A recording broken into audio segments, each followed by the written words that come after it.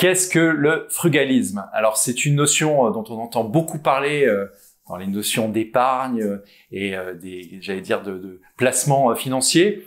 Le frugalisme, c'est finalement faire en sorte de vivre, j'allais dire, de façon peut-être un peu moins dépensière, d'essayer toujours, j'allais dire, maximiser ses dépenses pour pouvoir plus épargner. Voilà, alors comment on réduit ses dépenses? On va réduire ses dépenses en prenant peut-être un logement plus petit, on va réduire ses dépenses en prenant des vêtements d'occasion, des voitures d'occasion, tout ce qui est possible pour finalement réduire votre train de vie au quotidien.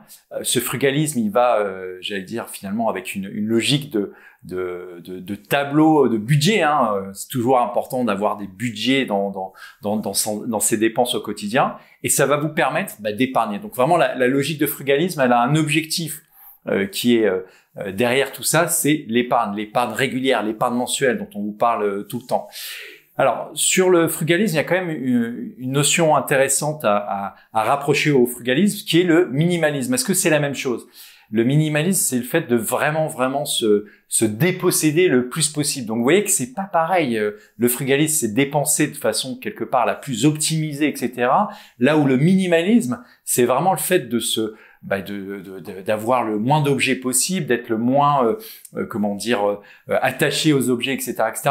Et c'est une notion qui est différente. Voilà. Donc en tout cas, le frugalisme, il y a de plus en plus de personnes qui essayent d'être frugaux, dans cette période d'inflation importante.